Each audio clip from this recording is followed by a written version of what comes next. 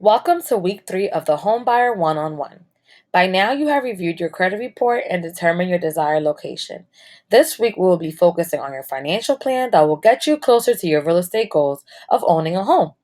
Your finances are a huge component in getting approved for a mortgage and getting the best mortgage options, which can save you hundreds of dollars a month. Today, we are going to talk about your budget, your down payment, closing costs, and fund resources.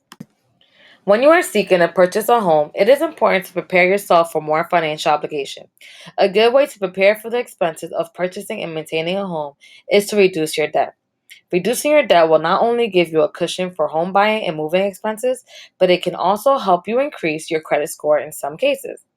A higher credit score will make you eligible for the best mortgage products and interest rates. The first step to reducing your debt is creating a budget for yourself. A budget will help you identify your essentials, which are your needs, and also highlight where you can eliminate items and spending on things that are not needs. Once you reduce your debt, you will have more funds to start saving for your down payment and closing costs. In most cases, your down payment amount will be between 3 to 5% of the home's purchase price. Closing costs, which are fees paid at the closing of a real estate transaction, are an additional 3 to 5% of the purchase price of your home. I know some of you are probably thinking, I don't have or don't want to spend 6 to 10% of the purchase price of a home. Even if that isn't what you're thinking of, we got you. Just stay with me. I know that working on your budget and saving for your down payment and closing costs can seem overwhelming. But the great thing is that there are resources to help you. You know that there are organizations and banks that provide grants and home buying assistance to use towards your down payment or closing costs. Every local county, including Philadelphia, Delaware County, Montgomery County, Chester County, and the state of Delaware, all have home buying assistance programs to assist first-time homebuyers in purchasing their first home. Please be mindful, however, that they typically are income-restricted programs based on either household income or determined by the number of dependents the purchaser has. Nevertheless, you may secure $5,000 to $25,000 in home buying assistance by going through these programs.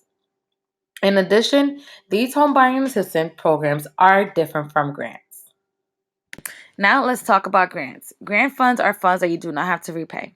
However, these home buyer assistance programs typically have restrictions for repayment only if you sell before a certain number of years. This is to ensure the money is not abused by investors, as the purpose is to support home ownership and sustaining a community.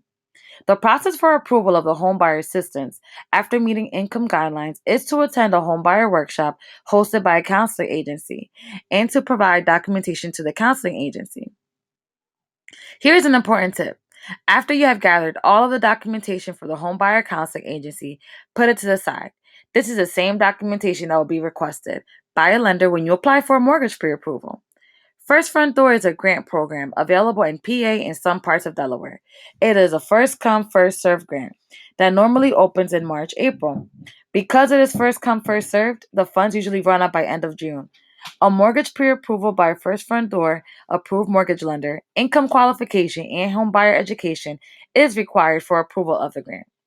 Attending one of the before mentioned workshops by a home buyer counseling agency will satisfy the required home buyer education for this grant. When we get to the lending stage, the lender will help you to determine if the First Front Door grant and the county home buyer assistance program funds are stackable, although it typically is. Lastly, another important funding source is the seller. It is possible to negotiate for the seller to cover part of your closing costs. This is real money the seller is contributing to help you purchase your home. This is called seller's assistance, and there are no income restrictions when requesting to receive this money. Although negotiation strategies for receiving these funds will be on a case by case basis. There are restrictions to the maximum amount you may receive, which is based on your loan type. This will be discussed in a future lesson. Now it's time for you to work on your plan to home ownership.